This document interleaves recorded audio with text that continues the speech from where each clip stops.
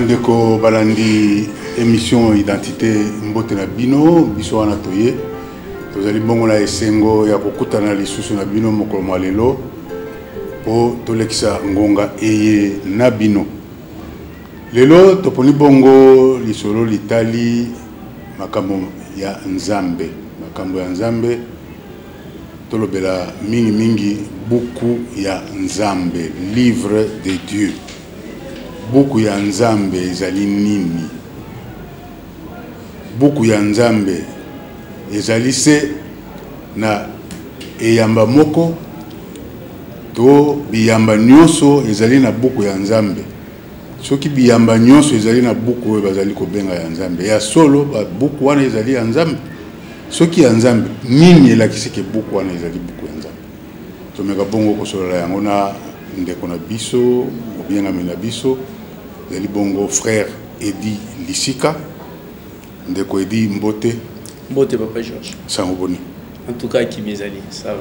Voilà, ndenge na yebisi bandeko tokosolola makamatali buku ya nzambe to livre de Dieu. Kobanda nalingi koyeba buku ya nzambe ezali nini penza. Bon, en tout cas, ezali sujet moko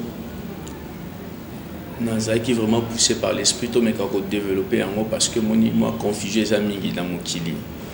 Alors parce que bazo c'est fié mingi na ba livre, dans ba livre tous na ba buku ya nzambe belé. Donc il y a des brochures, et Bible ezali, Coran ezali, ainsi de suite. Alors parce que d'habitude, biso tant que là qui mikie, bon, vous avez koko sa biso pe mingi. Au moins na ceux qui bomoni lo moi malamu tie na famille na butu. Bazu Bible batio na mutu olali bazu bisayo milimo mabe moyen et exact parce que là les Bible tout ça donc mais ce que so totali bien na ba écriture na mutu no tuningai buku na nzambe ezanini. Bon, en principe ce qui toke penza na makomi, le livre de Dieu c'est quoi? Bien sûr que oui, ba livre saint ezali, Bible, Coran ainsi de suite, mais Buku na nzambe, ce n'est pas ce livre. Le livre de Dieu, c'est l'homme de Dieu, c'est le prophète, le pasteur, le prophète ou le Christ. Yenda zali livre de Dieu, Buku na nzambe. Alors, pourquoi nazolo baboye? Parce que tu comprends que si réellement, par exemple, Bible, parce que tu comprends des Bibles, Bible zali Buku na nzambe, tu comprends que l'interprétation est différente. Alors, pour Bible est réellement livre de Dieu, il faut révélation et contenu nango. Donc il faut aux anamaïe les anakati parce que ce que yango boizo paraître comme si ça livre le ko la livre news. Donc sans révélation il y a contenu il y a Bible aux la livre comme tous les livres. Donc dans sens nozolo c'est-à-dire que livre nanzambe buku nanzambe en principe selon la révélation ezalinde motinda mi nanzambe. Je crois Isaïe a le bien dans chapitre 34 naïe versets 16 à 17. Donc Isaïe a prophétisé à l'obi na livre Isaïe chapitre 34 versets 16 à 17 à l'obi que consultez le livre de l'Éternel et lisez, aucun d'eux ne fera défaut. Alors dit consultez le livre de l'Éternel. Alors consulter le livre de l'Éternel, cela ne veut pas dire que nous tangatoni, non. Vous allez consulter l'homme de Dieu. Donc consultez, il y a un mot par la suite à l'obi, aucun d'eux ne fera défaut, ni l'un ni l'autre ne manqueront, car la bouche l'a ordonné, c'est son esprit qui les rassemblera. Donc on voit quoi? Qu'est-ce qu'on voit? Dans le livre de Dieu, Buku na nzambe, il y a l'esprit de Dieu. Alors cet esprit, c'est son esprit qui les rassemblera. On parle des prophètes, des hommes de Dieu, au baza lié na un seul esprit de Dieu. Donc baza animé na un seul esprit de Dieu. Ils ont ça en sorte que tout le monde a dit prophète nous soit basé dans le langage moko. Donc le langage est différent. Et on a le dit que Buku na nzambe ce n'est pas la Bible mais c'est l'envoyé de Dieu parce que sans révélateur c'est difficile to simba Bible to loba kezali parole de Dieu. Donc to benga kayango parole parce que va révéler biso contenu na moto ya révélation. Donc en principe réponse na ko lobeza nego. Alors ndeko edi kotalaka lelo lobi livre ya nzambe buku ya nzambe ezali bato na ndenge opesi ba extrait ya Bible wana ba livre bon na ndenge lelo mboka ezali na ndenge lelo mokili na biso ezali tozali na ba pasteur ebele tozali na ba prophète ebele ba évangéliste ebele ba docteur ebele ba sali na nzambe ya ndenge nyonso ebele bon lolenge ni tokoyeba ke buku yango mutu yango oyo tosengeli topusa na pembeni na ye po apesa biso vérité ayebisa biso makambo oyo ya nzambe penza tokoyeba ndenge nini tokosala lolenge boni bato wana bakozala bilembo nini. Donc la question est tout simplement comment reconnaître les faux et les vrais serviteurs de Dieu. Problème est oui papa. Jean chapitre 6 verset 44 et sur le Bible. Nul ne peut venir à moi sans que le Père l'attire. Donc pour nous pousser na pembeni ya secret ou dans l'écriture, il faut d'abord nzambe nda pona yo. Donc c'est la première lection. Donc nzambe a quoi attirer yo. Tango attirer yo, oye pene à Christ. Et en Christ a lobby, nul ne peut venir à moi sans que le Père l'attire. Moi là c'est Jésus-Christ, c'est la parole. Nul ne peut connaître la parole sans pour autant être choisi par Dieu. Donc nzambe d'abord nda ponaka. Aponi mutu pona à faire découvrir les secrets wana. Mais le problème est ça, oui. Dans le monde, l'interprétation est belé dans la Bible. Mais pourquoi dans le baboui? Parce que mutu na mutu azana mayele na yaji en quelque part. Yango na zoloba que pour nato yeba que mutu yo azoloba révélation vraie dans la Bible, il faut tout vérifier l'écriture. Acte chapitre 17 verset 11 balobinini. À chaque fois Paul a enseigné, les chrétiens ont vérifié l'écriture, la lecture, pour ne pas si réellement ce que Paul disait était exact. Donc, ce qui n'a pas pasteur Moko, a pasteur, il y a solo, a révélé, n'a vérifié l'écriture. Donc, ceux qui n'a vérifié l'écriture, n'a azali dans le bon, voilà, c'est un serviteur. Ceux qui n'a azali bande non, aza menteur, c'est un voleur. Donc, dans le but que pour nous yeba, il faut que nous fanda katina makomi, et que vérifier makomi, nous découvrir ba faux na ba vrai.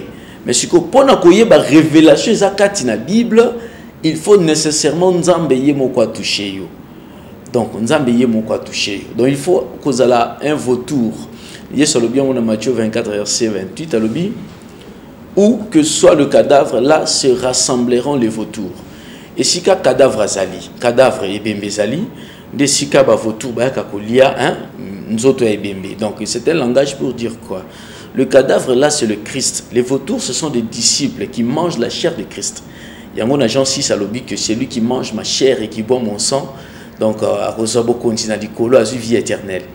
Donc il faut à la muto yo comme disciple et à Christ. Alors ce n'est pas n'importe qui. Mais na bu muto boyeza penza moi pasi pour découvrir secret wana révélation na katia Bible. Bon frère dit na kutuna mutuna ebité ndenge ni ko apprécier ngo na kutuna yango mais ndenge lisolo na biso ezali ko kende na mono s'appuyer mingi na Bible mais totaki kotanga wale to bandi mukanda ya bande ko mususu est-ce que wana ezali beaucoup ya nzambe te? Bon mais par rapport merci, à beaucoup de sous est-ce que on a beaucoup d'ensemble kaka Bible muteza beaucoup d'ensemble la Bible c'est un exemple. Il y a livre autoza qu'on utiliser mais dans le Bible bien le livre de Dieu ce n'est pas la Bible ni autre livre, non. Le livre de Dieu c'est l'homme de Dieu, c'est le prophète de Dieu. Parce que Bible on a tozotanga même Moïse pananga zotanga ba prophète ndé ba rédiger yango. Donc ba prophète ndé ba komi yango. Il y a un lobby qui lit beaucoup de nzambe zali moto na nzambe parce que yenda à transmettre ba transcrire wa pona ya lobaki ba tia yango na makomi et permettre bisote ba ko vérifier pe ko observer yango afin de la mettre en pratique, mettre parole de Dieu en pratique. Donc beaucoup na nzambe ezali livre o ezana papier teto o musuto bombi kombo non, beaucoup na nzambe c'est le prophète de Dieu. Né na zo ba na sens wana. Parce que ce qui te le dit que beaucoup d'ensemble, la parole de Dieu est la Bible. Admettons, Papa Georges n'a pas de Bible ziki ou la parole ziki. Non. La Bible dit la parole de Dieu demeure éternellement. Donc, ce qui est la Bible, surtout, bakangi yango, to bazikisi yango, parole de Dieu disparaître. To ba brochure, ba livre, mon kobo, ba tumbi. Non, la parole de Dieu va demeurer toujours, mais que demeurer ndengini. N'a beau été, et que demeurer au travers une personne qui est choisie par Dieu. Par exemple, c'est-à-dire il y a une personne que Dieu a choisi, a inspiré, binobo zuivi nanzela naï. Ndesiko le batouana bakomaki, Ézéchiel, Jérémie, Esaïe, Moïse, même Jésus le Messie, bakomaki ba témoignage na bango et même bango moko ba prophète bakomaki pona bisoto bako observer yango. Donc dans sens wana, mais le batie que ceux qui Bible zate to livre moko non non, c'est-à-dire que la parole de Dieu ce n'est pas le livre mais c'est l'homme de Dieu. Alors, si tu yokani bien, frère Eddy, olobi, la parole de Dieu, beaucoup d'ensemble, ezali, kasa oyo toko tanga kate, toko simba kate, ezali, ponami ensemble, ezali, prophète, ezali, serviteur, des vrais serviteurs. Okay. Alors, si koyo, totika na makanisito na logique oyo tozalaki nango ya beaucoup ya nzambe. Bato wana ndenge nini tokoki kotanga soki bazali ba buku ya nzambe bazali na makambo ya nzambe tokoki kotanga po toyeba mayema azali na kati na bango lolengi boni parce que buku soki totangi buku ezali po toyeba oyo ezali na kati ete ya pe biso et apporter biso pe quelque chose. Alors yango ezali bato tokotanga ndenge nini mayema azali kati na bango po to s'approprier comme oyo ya biso to salela yango to tiango na misala. Ok, je crois une explication qui n'a pour la compréhension. C'est-à-dire qu'on a le Bible. Le livre de Dieu, dans le Bible, c'est l'homme de Dieu. Pourquoi? Parce qu'il y a un révélateur, il y a contenu à livre, il y a Bible. Sans y être une explication qu'on peut dans la Bible. Donc il faut que tout le monde ait discernement, ait révélation, d'expliquer ce contenu à livre. Alors, il y a un azolo baboui. Dans le livre en Zambé, il y a les prophètes de Dieu et les Kolobanines. Bible oyo ezo comme la parole de Dieu ce qui aux révélation et un contenu. Pourquoi? Parce que par exemple, on appelle ça exemple. Révélation révélation parce que les gens croient que la révélation est ba songe, ba vision, ba d'autres révélation. Non. Révélation est sagesse sur ta katina parole de Dieu.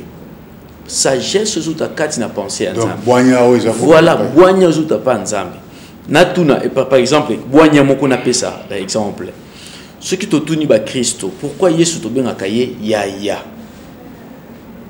Na Bible ba komi il est le premier né. To ben akaye yaya. Ndesiko il faut te ba secret. Il y a Yesu pourquoi za yaya? C'est ça la révélation. Mais yo lo ba Yesu za yaya parce que yenda za mukonzi. Non, on a des explications té. Il faut opé sa biso ba référence. Donc, on vérifie un mot, dès la PC exemple, acte 17, verset 11, chrétien Béré, nous allons vérifier, réellement, Jésus est le premier-né de toute la création, pour la lobby dans Colossiens 1,15. Donc, dès que que Jésus a un vrai Messie, parce qu'il est selon la promesse de Dieu. Alors, tokotanga ba prophète teloko la livre, non. Kotanga beaucoup nanzambe ni kolobani. Il va consulter l'homme de Dieu ou un serviteur de Dieu pour na asungayo na koyeba révélation za kati na makomi. Na pesa exemple moko na Acte chapitre 8 verset 25 à 38. Il y avait un fonctionnaire azaki africain, l'unique éthiopien. Donc papa Georges azotambola na nzela na char na ye balobi afongoli livre ya Esaïe. Afongoli livre Esaïe azotanga. Mais tant que livre Esaïe, lecture. Donc, ça la lecture, et c'est bien, ça m'a bêté. Mais Philippe, tant qu'il apparaître, et tout ni et nu éthiopien, comprends-tu ce que tu lis? Est-ce que Makambo Zotango Sosola Yango zo comprendre? L'unique alobi, en tout cas, Nako Sosola Ndengenini Soki Balaki Singaïté. Donc, Azotanga naye, mais Azo comprendre était. Donc, au coquipé cause la Bible n'andako tanga kayango, moza na révélation ya écriture té. De Philippe a dit qu'on révélait. Pourquoi Philippe a révélé? Parce que Philippe a un disciple à Christ. Philippe a une révélation et pas à Christ. Donc, exemple moi, n'a pas cet exemple la révélation moussous.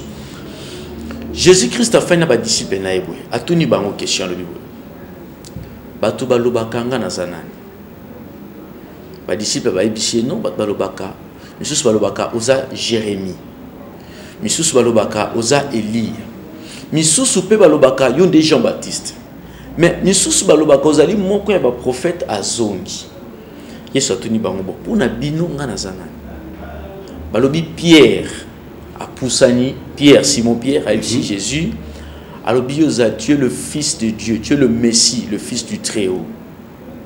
Yesu atali Pierre a dit, ce n'est ni le sang ni la chair qui t'ont révélé, mais c'est mon Père qui est dans les cieux.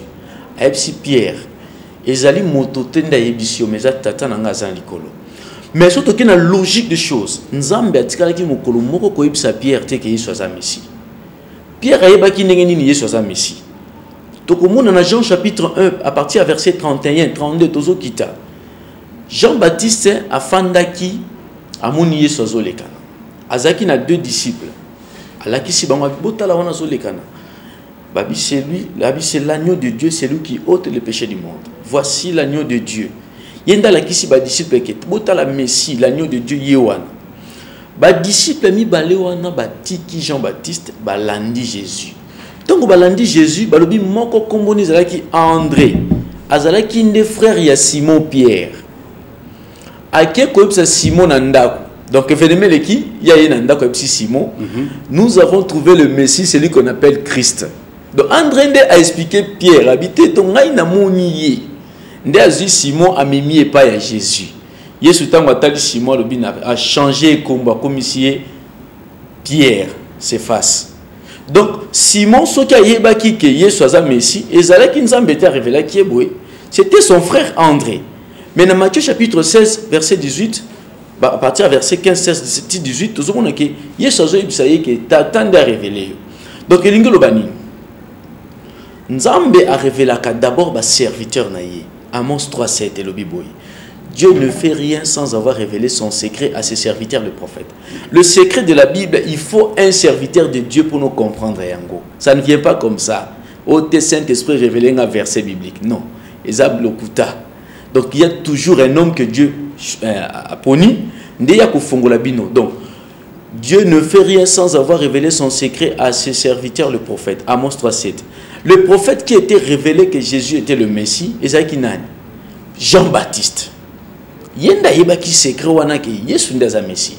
Yango même azo témoigner dans Matthieu 3 bike o Nzambe a révélé ki ngai colombe, Saint-Esprit ko kitana forme ya colombe, ye wana nde.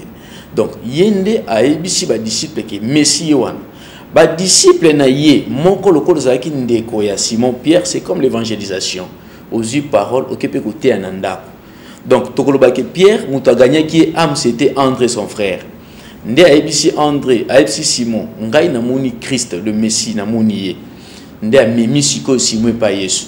Mais Yesu tango zo tout na bango, André zaki na kati mais André lobaki te, ayebaki pe soza Messie. Donc vous comprenez. Donc, exemple on a pesi, ils ont déjà formé à révélation avec l'écriture. Mais ce que tout ba pasteur mingi, pourquoi Yesu lobaki na Pierre bongo réponse est pe ko zalati. Donc il faut pas révéler yo yango. Ba ko révéler ba verset biblique té. Ba ko révéler des pensées de Dieu. Donc Nzambe pensée les anini na fait wana. Pensée les anini. Pierre comme disciple, il a reçu la révélation auprès de Dieu au travers Jean-Baptiste qui est le prophète. Amos 3:7. C'est ça la pensée de Dieu. Mais nabomoto, c'est comme si Yesu zolo bané makambo solo ke Nzambe nda lobaki nayi. Mais ce que to na sagesse to moni que non est passé d'abord par Jean-Baptiste, après ayé pas Pierre. Il y a un zolo baké to ki ko ça la lecture de la Bible pour été. Il faut toujours recourir la lecture, mais il faut toujours consulter un serviteur de Dieu. Yenda ko fongola yo penser za na kati ya Bible. Frère dit nalandi yo bien, naza ko landa na bokebi. Kolandisa ndenge opesi la explication. Na ebite ba oyo sikoyo balingi ba manyola. Bakota na mozindo na makambo matali Nzambe. Il suffit bakende na bisika ya losamo ndenge batokende ke boye ba yenga ba vendredi to bakosala ndenge po bango pe bazwa bwanya oyo ezali pa ya batinda mi Nzambe bapona mi Nzambe o Nzambe apona kokende ba ba losamo ndenge bakende tokende ke boye to kosala boni. Bon, en principe la réalité autozomona lelo bon batumingi pona comme pasteur il fasse la cour biblique. pendant comme un pasteur face à la théologie. Ça va bon. Si que nazozonga momukenan parce que makambi ya kotanga Bible bandi leloté. Ya kotanga makomi na nzambe bandi leloté. Même dans Deutéronome chapitre 6 verset 6 à 9. Nzambe appelle qui même Moïse ordonnance. Aibisi makambo nga na lobeli yo. Tia yango na makomi na écriture. Comme ça bano bakoya na génération future ba banda ko vérifier yango pour na ba mettre yango en pratique. Donc to moni que Nzambe a pesi instruction dans Deutéronome 6, Moïse a comment génération future et observer en gros pour ne pas marcher selon la crainte de Dieu. Vous comprenez? Donc, même avec le PC sous ordonnance moko na Deutéronome 17 verset 14 à 19. Aïbsi Moïse boy. Tant que peuple nanga bako comme sika moko na terre promise, bako senga baza na roi, mokonzi moko a gouverner bango. Mokonzi wana pe kokuta mibeko esengeli akoma yango comme ça ba bakoyaka sima ba observer. C'est comme la constitution chez nous. Donc mokonzi akolongwa ko sima, il faut observer abanga mibeko. Donc il y a ça que le peuple nyonso azo marcher toujours na mibeko. Donc il faut toujours qu'il y ait des lois pour na batambola na ordre. Donc kotanga makambo ya nzambe bandi kalate. Donc tout le monde déjà dans Deutéronome que bah juif bah israélite bah qui déjà pour vérifier l'écriture mais pour vérifier l'écriture quand la Bible n'est toujours pas exemple la Bible comme livre ezali pe pona kaka ko observer te pe pona ko vérifier si réellement makambo bazo ça c'est vrai ou faux.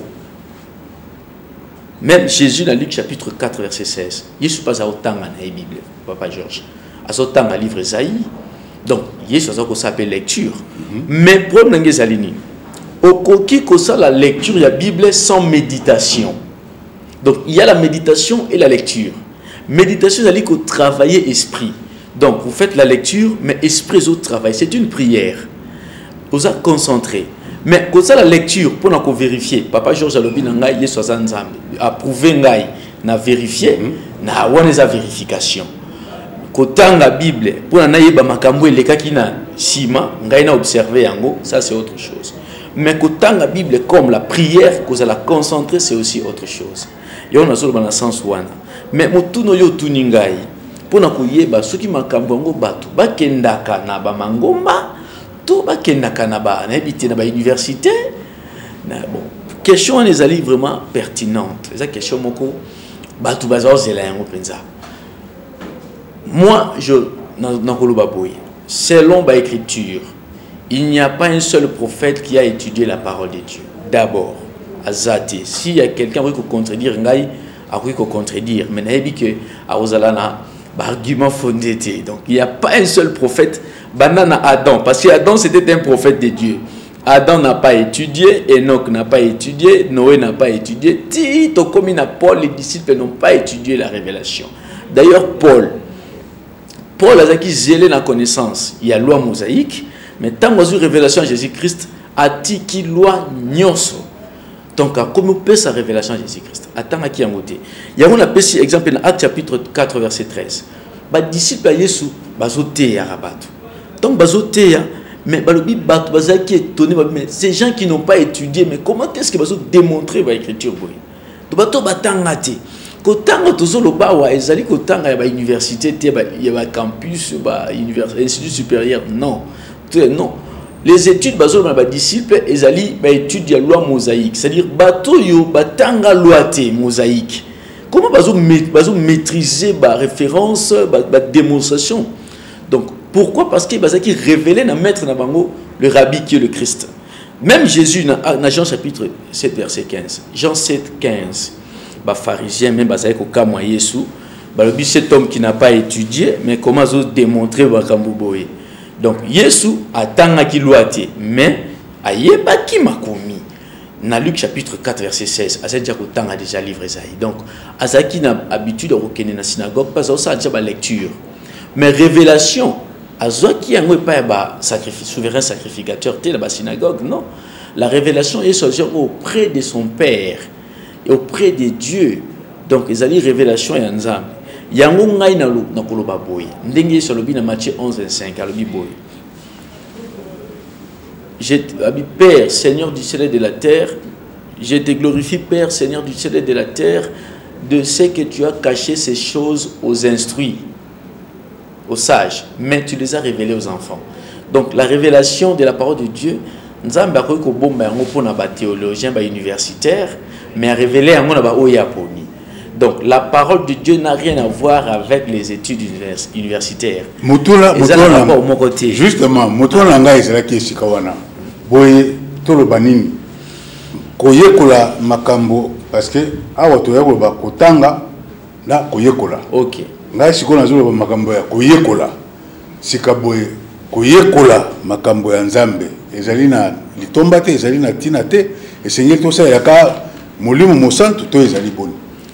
Non, c'est-à-dire quoi? D'abord, dans le début, pour nous connaissance sa parole, il faut la tirer par Dieu. Jean 6, 44. Nul ne peut venir à moi sans que le Père l'attire. D'abord, c'est le choix de Dieu. C'est une grâce. Salut à don. Don les immérité. Même quand nous avons démontré que papa, ils ont pour la forcer. Non, c'est la volonté de Dieu. Ok. Alors, koyekola makamona nzambe ba yekola ka makamona nzambe auprès d'un serviteur révélé par Dieu. Ce n'est pas auprès d'un professeur de théologie, non. Pour les nazolo baboye. Parce que dans Isaïe 29 verset 11 à 12. Tout ka secret mon koana. Bible lo biboye. Ba yeli mutumoko livre atanga. Verset 11 ba lo biboye. Toute la révélation est pour vous comme un livre, comme les mots d'un livre cacheté. Babiboué. Révélation à parole de Dieu est comme le col panabino, le col à livre moko babo, ba scellé ango, ba fermé ango. C'est-à-dire, quand le livre est scellé et fermé, moutakoza la compréhension et la quantité, parce que le livre est fermé. Balobi susuboy. Que l'on donne à un homme qui sait lire, on lui dit, lis donc cela, et qui répond, je ne le puis car il est scellé. Le livre, si moto a yebi tanga, c'est tanga. Alors vite, nakoko kakotanga te parce que le livre est fermé. Donc c'est un langage pour dire quoi? Quelqu'un qui sait lire, c'est-à-dire quelqu'un qui a l'intelligence humaine, la sagesse de ce monde. Attends à kanaïpe Bible. Donc moto à l'université, to humanité, azab na possibilité à vérifier l'écriture au tanga boy. Mais si le livre est fermé. Là, on parle de la compréhension des Écritures. La compréhension qui est dans la Bible. Révélation. Donc, la révélation n'a rien à voir avec l'intelligence du monde. Si on théologien, on a expliqué première théologie. Pourquoi on n'a pas ça la théologie? Parce que, exemple, il y a Louis II. C'est un pasteur. Papa, Louis II a eu livre, Bible, à transcrire dans la langue, tout ça. Il faut remarquer que ça qui est erreur. Un pasteur révélé par Dieu, mais c'est l'erreur. Mais Esaïe 34, verset 16, Babini, aucun d'eux ne fera défaut. Aucun d'eux ne fera défaut. Mais lui, second, défaut est bimi. Donc, c'était un pasteur non révélé par Dieu. Azuka kazo ça la transcrire, azo changer la langue. Tant on remarqué l'erreur wana salini. Avec ça la lui second révisé. Donc c'est comme Jésus-Christ avec réviser parole. Impossible, Jésus ne peut jamais réviser sa parole. Donc, parole n'est pas l'indénoine. Tant qu'on a pris cet exemple à lui second, c'est parce qu'il y a un pasteur, théologien, professeur. Donc, pour nous chercher la révélation de la parole auprès d'un homme révélé par Dieu. Cet homme n'est rien que Christ. Il y a révélé. On a pris cet exemple Isaïe 29. Pourquoi nous avons pas? Parce que tant que la révélation est zatée et même à fausse connaissance. Daniel chapitre 12 verset 4. Papa, référence sur ça, il y avait un archi-pasteur. Donc quand je dis archi-pasteur, comprendre. Donc à ça, on a sommé à ma pasteur. Donc il y a balobi ni na Daniel 12 4. Balobi bo. Nzamba si Daniel tient secrète ses paroles. C'est-à-dire quoi? Pour un secret, il faut aller chez Daniel. Daniel a un représentatif. C'est-à-dire il faut le prophète de Dieu, le serviteur de Dieu a un secret. Aïbisier tient secrète ses paroles et scelle le livre jusqu'au temps de la fin. abizwa makambo bomba yango pe kanga livre fermé kanga yango tina mokiko na suka bato bakotanga yango pe mayele kokola bango siko mutuna ngeza kiboy na tuni pasteur wana mais le livre qui est fermé Nézaïe 29 balobi déjà que livre fermé mutaïdo tanga lobinga na okokana ngaité mais balobi nini Esaïe pardon Daniel kanga buku wana bato bakotanga mais quand le livre est fermé baotanga te mais bato bakotanga nini c'est-à-dire soki bato batangi livre est fermé maele nini kokola c'est la fausse connaissance mais Louis II a commis la connaissance augmentera et on a dit que non azali fautif mais ceux qui boken na livre ya Jérusalem bi balobi nini l'iniquité grandira balobi la connaissance augmentera babi l'iniquité grandira c'est-à-dire tant le livre est fermé, c'est la mort spirituelle. C'est la fausse connaissance qui va augmenter. Donc, tant que le livre, ce qui est ouvert, ce qui est fungwama. Donc, le livre, ce qui est fermé. Et ça, pour nous, l'obana batunin, batika kolanda landa, babilo kwana ba étude biblique. Au commun, la moutou verset belé, la moutou atanga Bible de Genèse, Apocalypse, mais azoté à babuzo bana télé. Il y a il faut révélation. Alors, nous avons vérifié l'écriture pour la démonstration kakadam. Je sais qu'il y a des gens qui sont des fois bazarapé contre, mais je peux bazaka pour, mais ça c'est la loi de la nature. C'est comme ça. Même hier sur le bin nakotia ba mokile zanango ndengwana. Donc nga écoute na préféré batu bazala pour, moki est contre belé. Parce que grande la porte qui mène à la mort. Donc batu belé nde babunga ka mingi penza. Mukende bazaka penza mingi sauvé. C'est ça le quoi déluge hein. Nde nazolo babo ça le quoi déluge. Et ça le quoi Noé a annoncé justice mais batu bazo résister mingi bakufaki mais 842 babikaki alors ndesika moi réponse tangé cause à la bref yango alors na évité to lobeli pe makambo ya révélation lobi makambo ya révélation mingi awa mais nini toki ko découvrir révélation yango OK ko découvrir révélation on nous demande de consulter le livre de l'Éternel Ésaïe 34 verset 16 à 17 consulter le livre de l'Éternel. Consulter le livre de l'Éternel et une kolobakotang la Bible était. Nazoka qui pasteur moko sambeli mutebisi na recommandé autant la Bible tongo midi poko. Mutazo tanga Bible tongo midi poko. D'ailleurs c'est un témoignage papa. Na esika mo na salaka ka l'assemblée wana. Na sali un mois en assemblée, ba commissaire président des jeunes. Na habité pour nanini. Président des jeunes babi dans il faut comme pasteur. Na tanga la Bible mingi. Je n'avais que 3 versets, Matthieu 7, Jean 3, 16, vous comprenez? Alors quand on dit consulter le livre de l'Éternel, c'est consulter le voyant ou le prophète de Dieu. 1 Samuel 9, 9, la Bible dit ceci. Quand on allait consulter Dieu, on allait chez le voyant qu'on appelle prophète. Basé qu'on consulter livreté, basé qu'on consulter moto. Ndeye a un monopole de révélation pour fongo la peuple. Donc, quand on dit consulter le livre de l'Éternel, c'est consulter le prophète ou le pasteur de Dieu. Yango moni bazuloba, aucun d'eux ne fera défaut. Il n'y a pas d'erreur, il n'y a pas des erreurs dans le prophète. Nazope cet exemple moko. Na Jérémie 36 verset 1 à 4. Jérémie a été secrétaire naïe, disciple né Baruch. A été zoa makomi o nzamba espérant koma yango. Azo dicté ye Baruch azo komaka. Roi yoki makambuana. Parce que basé ko koma yango pour na ko pesa yango na peuple a vérifier pour na ba kima apostasie, c'est-à-dire peuple a qui na katina ignorance. Roi yoki yango a tumbi livre wana. Na verset 17 ti même na 32 beaucoup mona que tant ba tumbi livre. Jérémie a béni sous secrétaire naï. Papa, ce qui est étonnant, qu'est-ce que Jérémie a fait? Aipsi Baruch soit plume. Banda okoma.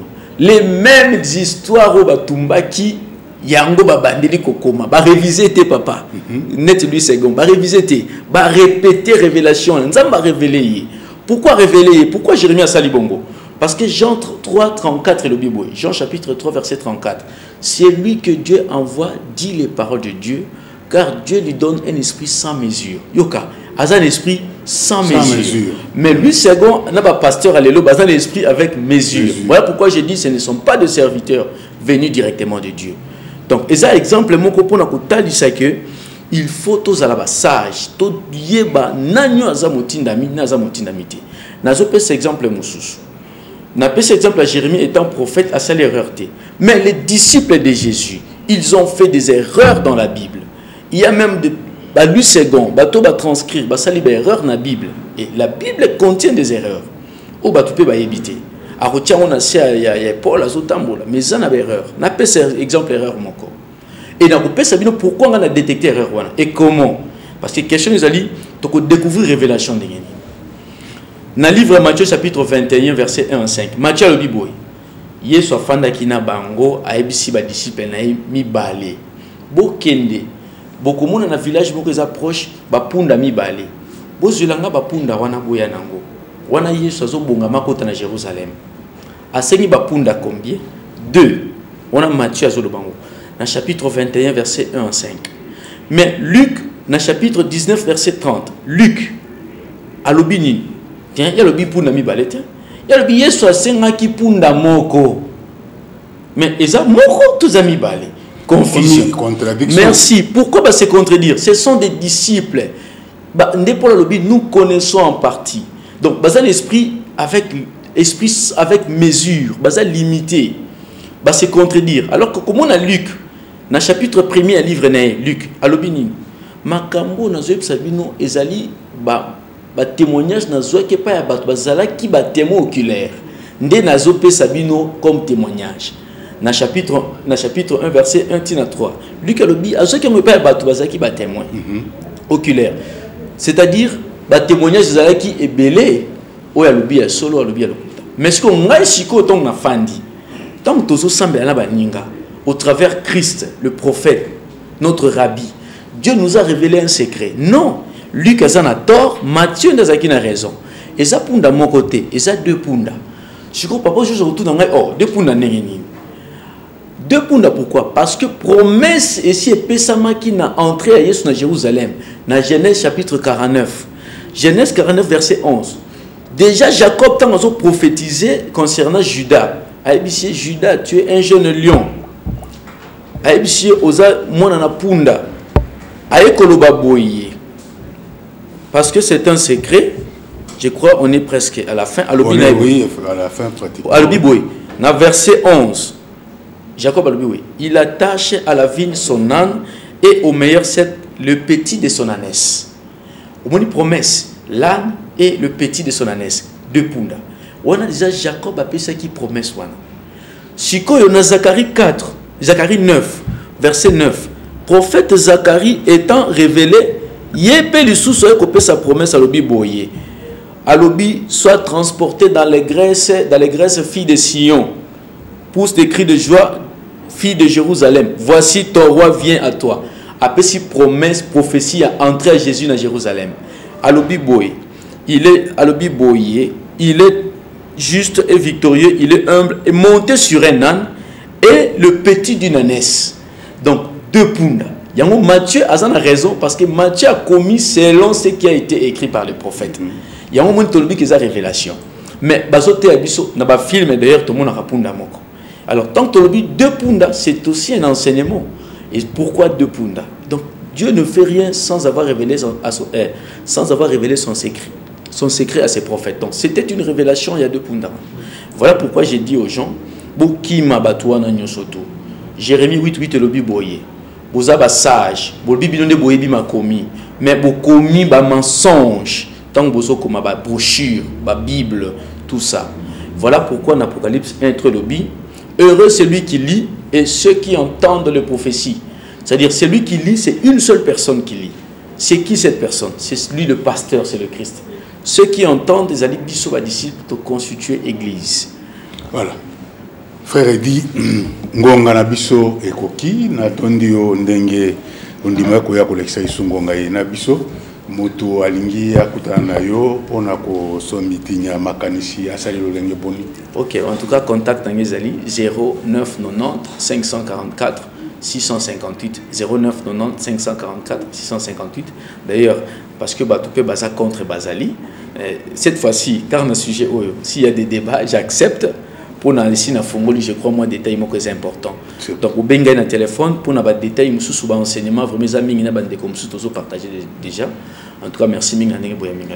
Voilà, bisonde to kotondo yo na maye yo melaki biso mokolo malelo bande ko balandi ya kobakisa lisusu ezalite na kanisi bolandaki biso na bokebi lisolo na biso evandaki mingi na makamatali mokanda ya Nzambe to buku ya Nzambe to livre de Dieu na yango tosukisi boye tokokutana lisusu na bino poso ya sima na ngonga ye kaka na chaîne moko oyo antenne A botika malamu.